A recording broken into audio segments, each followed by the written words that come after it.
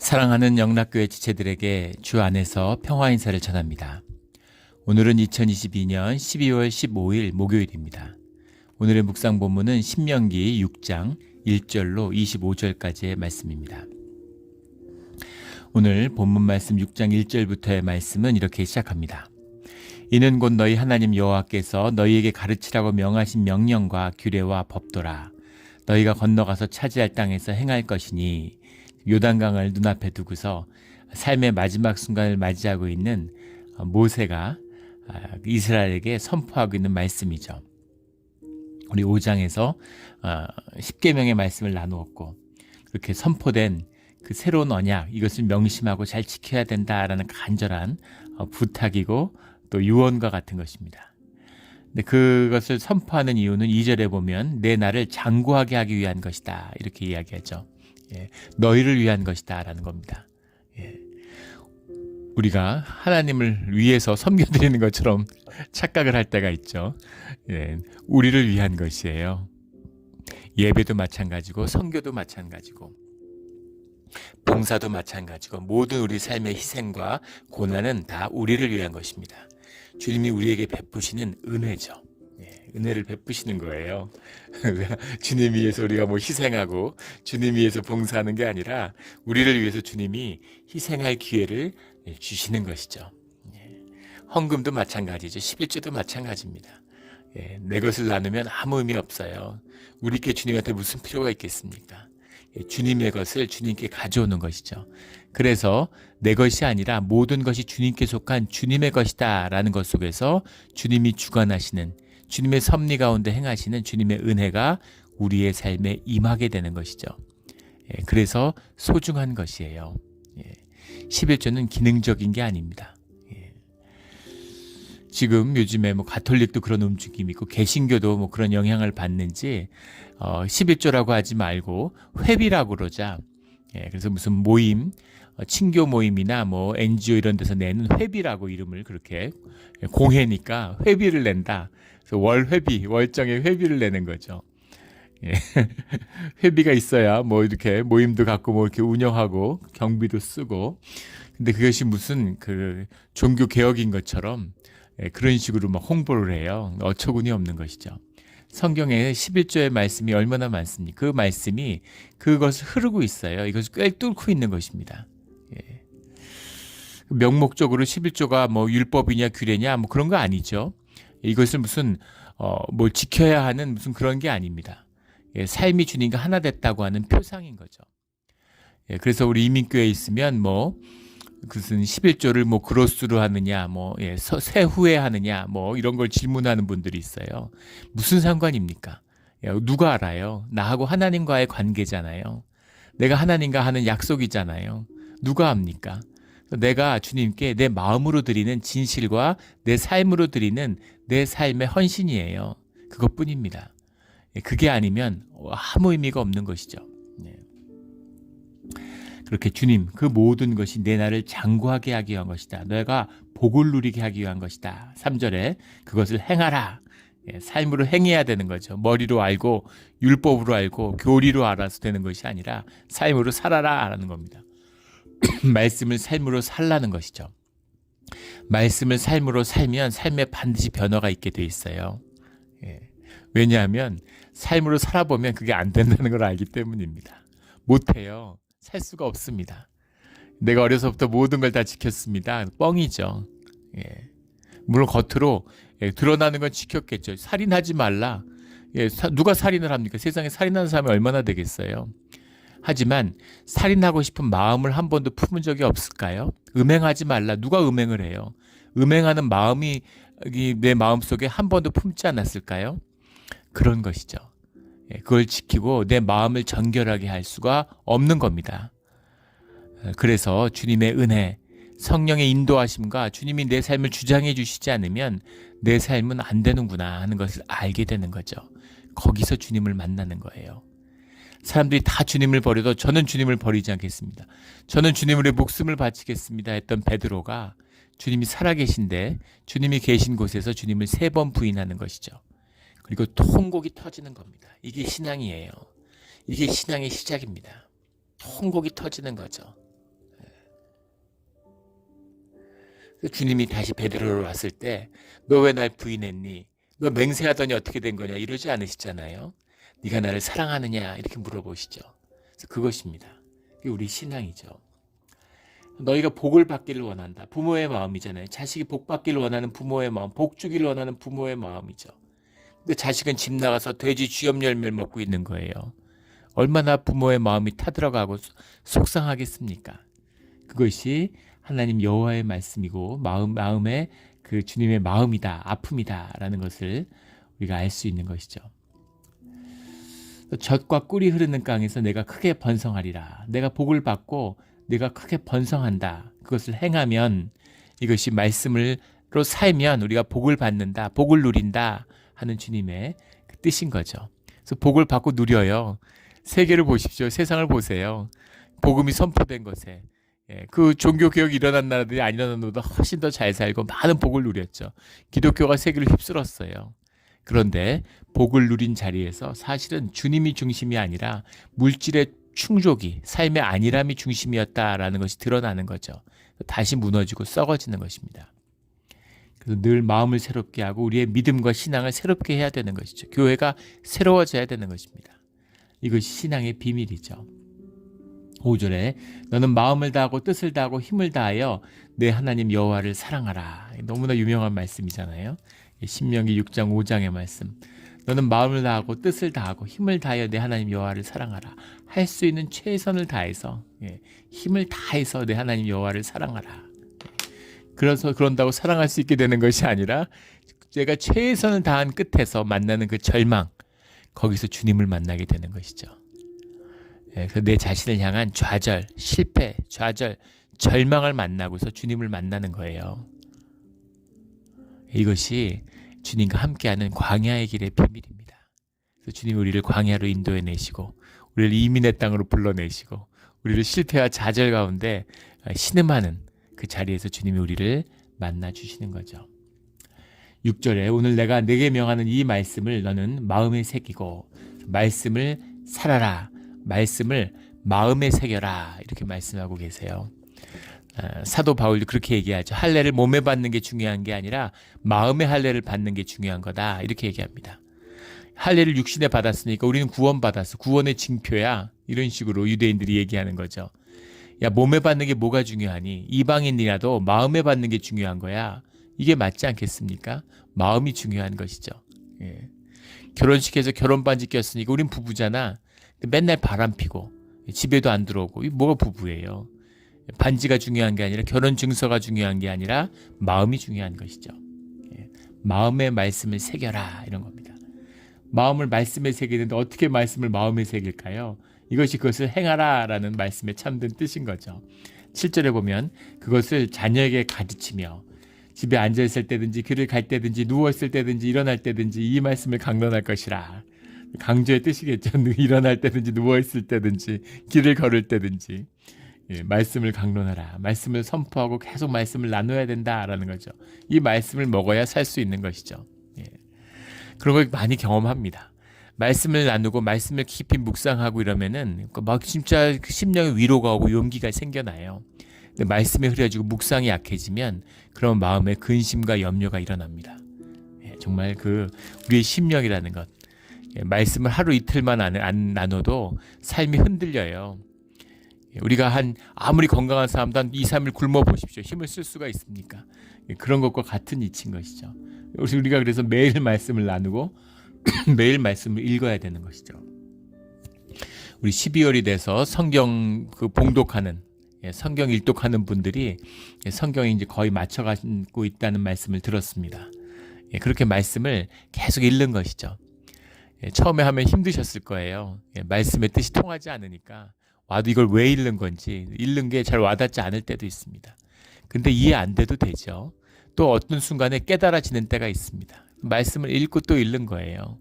그것이 우리의 양식이 되고 우리의 삶의 밑거름이 되는 것이죠. 8절에 가면 너는 또 내 것을 내 손목에 메어 기호를 삼으며 내 미간에 붙여 표로 삼고 또 내 집 문설주와 바깥 문에 기록할지니라.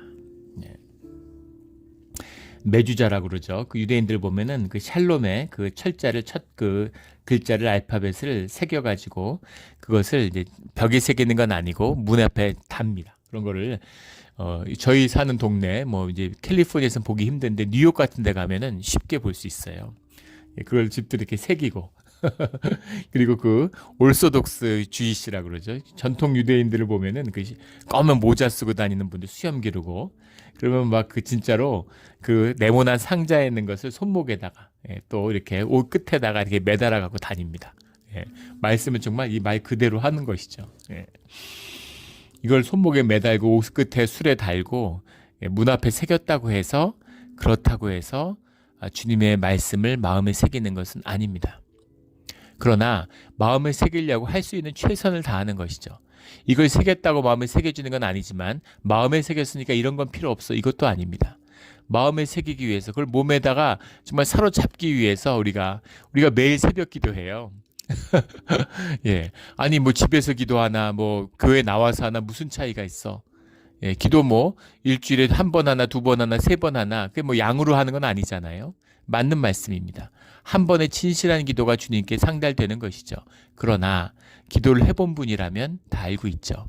매일 기도하는 것과 그렇지 않은 것은 다릅니다. 예, 그리고 주님 앞에 나오는 그 마음을 전결히 해서 예배당에 새벽에 찾아서 기도하는 것과 그리고 집에서 자고 일어나서 침대에서 하는 건 완전히 달라요. 이것이 행하라의 참된 뜻이죠. 행하는 자들만 아는 것입니다. 의 의미죠. 그래서 너희가 어떻게든 이 말씀을 붙들기 위해서 최선을 다해야 된다라는 절실한 그 마음이에요. 모세가 뭐가 보이겠습니까? 이스라엘, 이게 우리 심령이 우리의 육성이 우리 본능이 악하잖아요. 또 말씀 잃어버리면 짐승같이 살 텐데 그러면은 이제 주님을 만났기 때문에 주님의 이름으로 사는데 이게 종교의 굴레가 돼서 삶이 무너지고 완전히 그냥 폐악된 그런 사람들이 되고 말 텐데 하는 그런 것을 이제 염려하는 것이죠. 그래서 하나님의 말씀을 절대로 떠나서는 안 돼. 이제 그것을 당부하고 또 당부하는 겁니다. 근데 유대인들이 이 말씀의 본질은 뜻은 잃어버리고 이제 겉만 취하게 되는 거죠. 우리 예전에 제가 어렸을 때 들었던 그 청개구리 이야기. 어렸을 때 제가 유치원 전 다니지 못했지만 그 무렵의 나이 들었던 이야기예요. 지금 취학 전에. 근데 그 외할머니가 청개구리 얘기를 해주셨는데 그 얘기를 듣고 제가 그렇게 슬프게 울었습니다. 왜 이렇게 가슴이 아프든지. 제가 청개구리 같아서 그랬었는지. 청개구리가 엄마 말을 하도 안 들어서 뭐든지 하면 반대로만 하고 말을 안 들으니까 엄마가 죽으면서 내가 죽으면은 꼭 연못가에 묻으라고. 그 연못가에 묻으라고 하면 반대로 이제 무태다 묻을 것 같으니까 무태다 묻으라 그러면 연못가에 묻을 것 같아서 반대로 얘기한 거죠. 그랬더니만 평생 엄마 말을 어겼던 청개구리가 엄마의 마지막 유언인데 이 말씀은 꼭 들어야지. 그래서 그것을 그 연못가에 흐르는 개울가에다 묻어가지고 비가 오면 엄마가 떠내려갈까봐 시체가 슬퍼서 운다고 그런 얘기했죠. 왜 우리 그 동화는 전래동화 같은 건 그렇게 슬픈 이야기들인지 모르겠어요. 깊은 한 같은 게 있는 것이겠죠. 근데 그 얘기를 듣고서 그렇게 가슴이 아파서 울었던 이야기가 생각이 납니다. 근데 그 청개구리를 보면 그것이 유대인들이고 이스라엘이고 우리들이라는 걸 알 수 있죠. 어떻게 이렇게 말씀을 심지어 교회 다니는데 목사인데 이 말씀을 이렇게 가슴에 새기고 말씀대로 사는 것이 쉽지 않을까요? 이게 우리의 본능을 거스르는 것이기 때문입니다. 흐르는 물을 거스르는 것이기 때문이에요.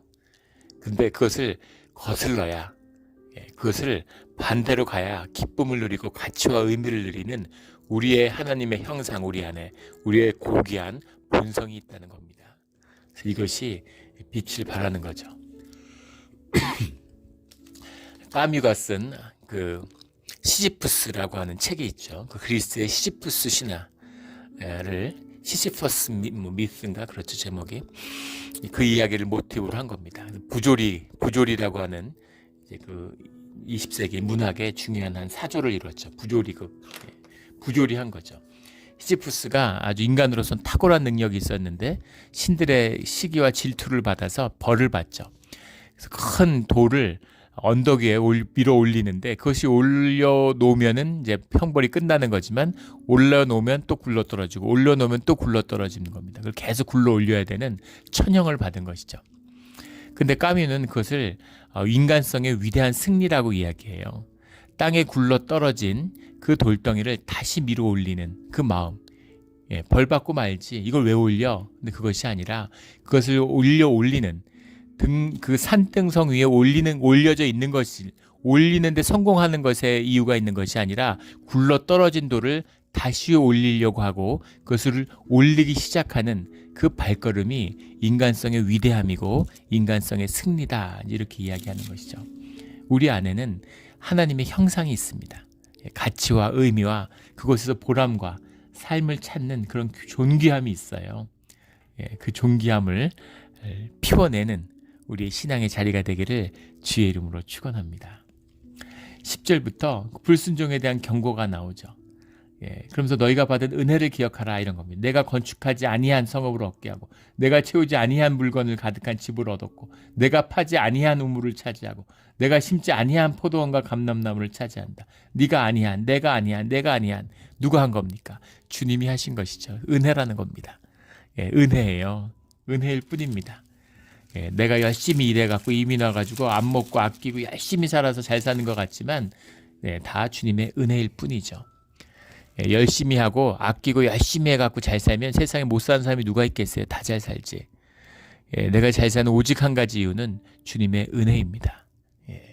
그 은혜를 잃지 않는, 그 은혜를 놓치지 않는 우리 모두가 되기를 주의 이름으로 축원합니다. 15절에 너희 중에 계신 너희 하나님 여호와는 질투하시는 하나님이신즉 너희 하나님 여호와께서 내게 진노하사 너를 지면에서 멸절시키실까 두려워하노라 이렇게 얘기합니다. 두려움이 있어요. 모세 가운데 너희를 멸절시키실까 두려워한다. 왜 두려워할까요? 멸절당할 수 있기 때문입니다. 모세는 주님 가까이에서 그걸 느끼고 아는 거죠. 주님이 이스라엘을 멸절시키실 수 있는 분이고 멸절시킬 뻔했던 것을 알고 있어요. 그래서 내가 떠나고 나면 이 백성이 내 자손들이 괜찮을까 하는 두려움이 있는 것이죠. 멸절시킬 수 있는 겁니다. 내 여호와는 질투하시는 하나님이신 줄. 질투라는 말을 썼는데 칸나라는 말이죠. 우리 여러 번 수없이 나눴던 그런 어휘죠. 칸나라는 키나흐라고 하는 말이 원형인데 영어로 하면 질러스죠. 우리말로 하면 질투입니다. 이거를 이제 영어로 안트로포파티즘이라고 하죠. 안트로포파티즘이라는 게 이제 신을 인간처럼 표현하는 것을 안트로포파티즘이라고 합니다. 근데 또 그 일리가 있죠. 주님이 인격이시니까 신은 신이고 인간은 인간이지만 하나님의 형상이라는 말 안에 주님이 인격이시라는 뜻이 담겨 있잖아요. 인격이신 주님. 그래서 그것을 마치 인간관계인 것처럼 질투라는 것을 표현했어요. 그런데 성경에 보면은 우상숭배를 음행에 비유하고 있죠. 그래서 이 부부, 신부와 어린 양의 혼인잔치잖아요. 그래서 이 결혼이라는 게 이게 신비지 않습니까? 핏줄 하나, DNA 한 가닥 안 섞였는데 그런데 서로 언약을 맺으면 부부가 돼요. 부모 자식도 DNA의 절반을 나누고 있고 부부로 치면 100%를 나누고 있는 부모 자식도 일촌입니다.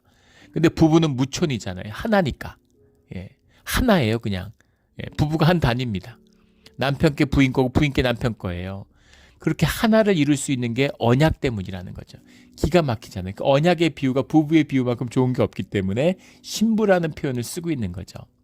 물론 자식을 입양하고 자식을 삼는다, 아들이다 이런 표현도 쓰고 있지만 이것이 한 가족이 되는 하나가 되는 비밀이죠. 입양을 하거나 태어나서 자식으로 태어났거나 부부가 되거나 그거밖에 없잖아요. 다른 가족이 되는 방법이 뭐가 있겠습니까? 그래서 그 부부가 되는 비밀에 비유하고 있는 거죠. 근데 부인이 음행을 해요. 남편이 음행을 해요. 남편이 바람 피고 다니는데 부인이 바깥이라다 그럴 수도 있지. 이거 부부가 아닌 거죠. 사랑이 없는 겁니다. 부인이 맨날 바람 피고 다니는데 남편이 피거나 말거나 나도 바람 피는데 이러면 이건 이미 부부가 아닌 것이죠. 질투한다라는 건 사랑하고 한 부부가 되고 그 의미입니다. 그것이 이제 깨졌을 때 분노하는 것이죠. 그 사랑이 분노로 변하는 것이죠. 이게 질투죠. 이것을 조심해라. 너희가 주님의 사랑을 받는데 이것이 너희를 향한 분노가 될 수 있다. 조심해라. 너희가 사랑을 받지만 공의의 하나님이다. 주님의 심판에 너희가 희생되지 않도록 조심해라 하는 이런 모세의 경고예요. 주님을 아는 자의 경고죠. 16절에 너희가 마사에서 시험한 것 같이 너희 하나님 여호와를 시험하지 말고, 마사라고 하는 건 이제 그 르비딤이라는 곳, 르비딤이라고, 마사가 시험이죠. 무리바라고도 하고, 원래 이름은 이제 르비딤인데 마사라고 하는, 주님을 시험했다 그래서 이름을 마사로 바꿔서 부르기도 하는 겁니다. 다 같은 땅이죠. 근데 이 사건은 민수기 20장에 나오는 그 모세의 문제가 된 무리바 사건이 아니라 출애굽기 17장에 나오는 처음에 그 출애굽을 해서 일어났던 사건, 목이 마르고 물 마신 물이 없다고 모세와 다투었던 그 르비딤의 사건, 이것을 마사의 사건이라고 그러죠. 이걸 마사의 사건이라고 그러고, 이제 민수기 20장에 나오는 같은 장소에서 벌어진 사건인데 그것은 무리바의 사건이라고 이야기합니다. 그런데 그 마사의 사건 같은 것, 이것이 이제 주님을 시험한 것인데 이런 걸 하지 말아라. 주님을 시험하려고 들지 마라. 주님을 시험한다는 게 무슨 뜻입니까? 내 믿음이 연약하고 내 의식이 자라지 못했다는 뜻인 거죠. 우리의 영이 자라나는데 그것을 담아낼 충분한 의식의 그릇을 이루고 있지 못하는 것이에요. 삶의 그릇을 이루지 못하는 것입니다. 제가 뭐 어디서 한 번도 나눈 적이 없는 내 마음속에 꽁꽁 묻어둔 그런 이제 간증이 있는데, 이 이야기는 그 이제 아이들 엄마하고만 이렇게 나누었던 그런 아주 깊은 간증입니다. 이걸 그냥 들으면 되게 이상한 이야기일 수도 있기 때문에 굉장히 조심스러운 이야기죠. 처음에 주님을 영접하고 이제 몇 년 되지 않았을 때입니다. 그때 이제 2002년 월드컵이 열렸는데 미국에서 공부하고 있다가 제가 이제 방학이 돼서 한국에 나가 있을 때 한국에서 월드컵을 봤어요. 대단했죠. 2002년 월드컵 때. 근데 16강에서 이탈리아하고 붙었습니다. 근데 16강에 올라갔다는 것. 그리고 그때 월드컵에서 우리가 첫 승을 했어요. 올해도 월드컵이 있었지만. 근데 그 월드컵을 하는데 16강에서 꼭 이겼으면 좋겠는데, 근데 우리가 먼저 한 골을 먹었죠. 카데나치오라고 그러죠. 축구에서. 카데나치오라는 게 이탈리아 말로 자물쇠라는 건데 이탈리아의 수비를 지칭하는 이야기입니다. 이탈리아는 이상하게 항상 좋은 수비수가 나와요. 마치 브라질의 좋은 공격수가 나오는 것처럼 항상 좋은 수비수가 나옵니다. 그래서 수비가 철벽이죠. 그래서 이탈리아 수비를 카데나치오라고 부릅니다. 축구에서. 철벽 수비다 이거죠. 자물쇠 수비라고 그래요. 자물쇠라는 말인데. 근데 이탈리아가 그때 2002년 기준으로 해서 그 전에 몇 년 동안, 4년인가요? 그 앞에 해수 동안 먼저 선취골을 넣고서 한 번도 진 적이 없었습니다. 그런데 한국전에서 먼저 골을 넣으니까 얼마나 낙심이 되는지. 그래서 막 경기를 보고 있는데 그 비통함을 이길 수 없어서 제가 혼자서 화장실에 가서 무릎을, 가족들이 다 모여가지고 같이 보고 있었어요. 아파트에 살았는데 아파트가 들썩들썩했죠. 근데 아파트에 화장실 혼자 들어가서 문을 잠그고 무릎을 꿇고 눈물의 기도를 했습니다. 주님이 살아계시다면 한번 이탈리아를 이기는 걸 보게 해달라고, 자비를 한번 베풀어 달라고 제가 눈물의 기도를 했어요. 지금 생각하면 왜 그랬는지. 이거 만약에 우리가 한국이 이탈리아를 꺾는다면 주님이 살아계신 능력의 하나님이라는 걸 제가 알겠다고 그렇게 고백했는데, 그 기도를 하고 있는 순간 갑자기 우악 하면서 완전 천둥 소리처럼 막 아파트가 흔들리는 것 같아. 천둥 소리처럼 함성이 들리는 겁니다. 동점골이 터진 거죠. 그리고 연장으로 들어갔어요. 근데 마음속에 이겼구나 하는 확신이 왔습니다. 이겼구나. 그래서 편안한 마음으로 연장을 보는데, 그땐 서든 데드제라고 그래서 선제골을 넣는 사람이 이겼죠. 연장전 가면. 근데 한국이 선제골을 넣고 역전승을 해서 이겼습니다. 이탈리아를. 그래서 이제 8강에 올라가게 됐죠.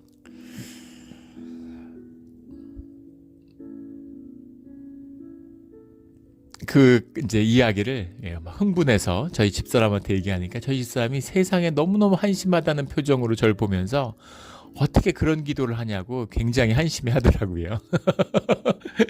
굉장히 중요한, 아주 절체절명의 기도를 드렸는데 어떻게 그런 기도를 드릴 수가 있느냐. 근데 지금은 알지. 지금은 이제 그런 기도 안 드리죠. 무슨 공놀이 하는 걸 가지고 그런 기도를 할 수가 있냐고. 어떻게 중보자가 그런 기도를 하느냐, 이런 이야기를 하는데 지금은 이제 그런 기도를 안 합니다. 예, 이제 그런 기도를 하면 안 되죠. 사실은 예, 뭐 이 누가 이기거나 뭐 한국이 우승하거나 안 하거나 무슨 의미가 있어요. 예, 아무 상관없죠. 근데 그것은 이제 의식이 자라났기 때문입니다. 예, 뭐 1차 세계대전 이런 다큐 보면 진지전을 하니까 양쪽에서 그 돌격을 하기 전에 기도를 해요. 다큐 같은 데 보면.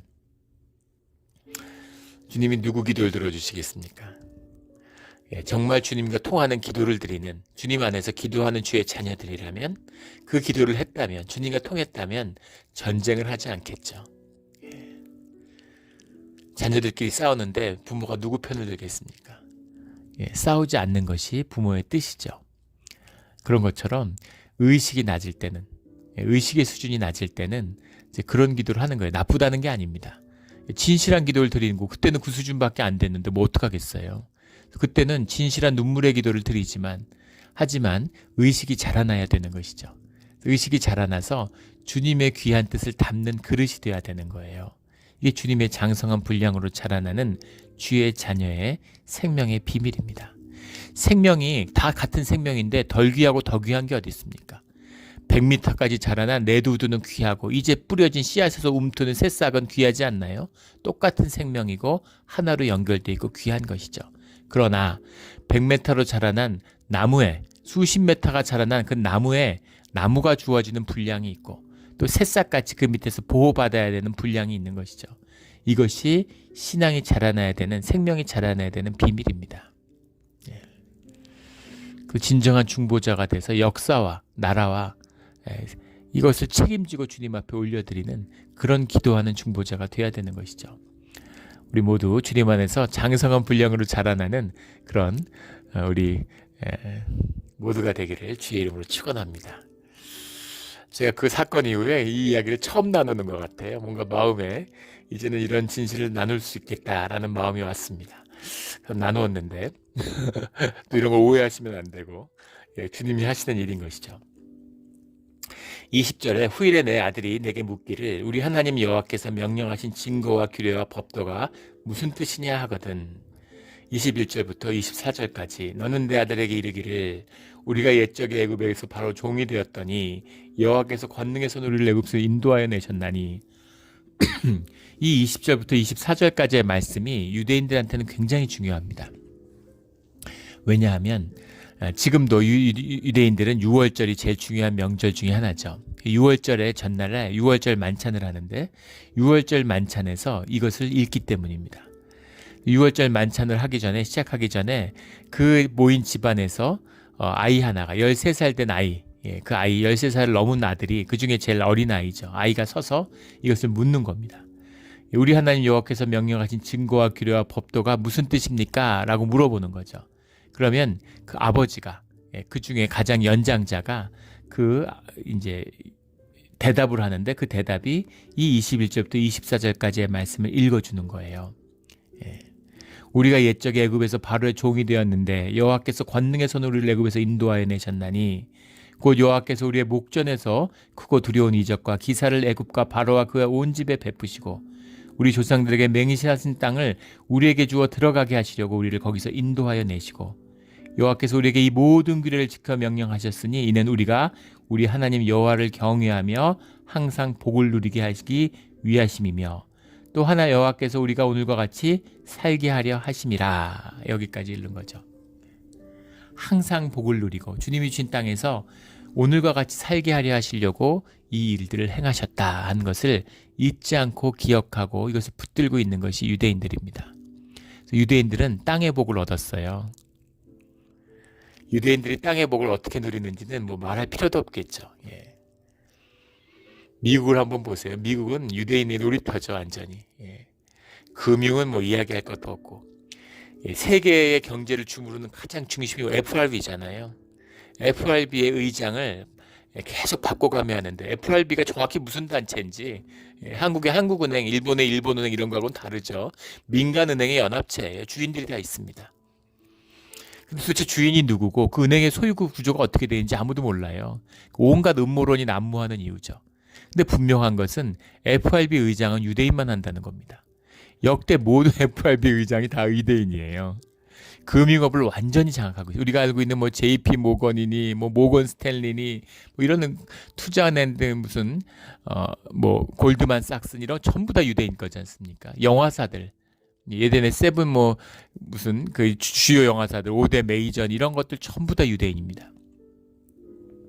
세계 뭐 석유 회사들 뭐 언론들 뭐 다 유대인이잖아요. 심지어 지금 생겨난 뭐 구글이니 뭐 메타니 뭐 이런 그 빅테크 기업들 이런 것들도 다 유대인들이죠.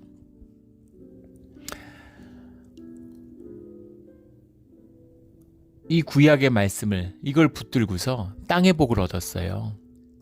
근데 기독교인들은 어떻습니까? 기독교인들은 땅의 복이 아니라 땅의 복은 당연한 거고 하늘의 복을 얻은 자들입니다. 땅의 복과 하늘의 복을 살아서 이 땅에서 누리는 그 축복을 받은 자들이 우리 크리스찬들이에요. 그런데 하늘의 복은커녕 땅의 복도 못 누리고 세상의 종로를 타고 사는 겁니다. 이게 종교의 비극이에요. 비참한 것입니다. 이 복을 회복해야 되는 것이죠. 이 복을 회복하는 것이 신앙의 본질이고 우리의 교회의 사명입니다.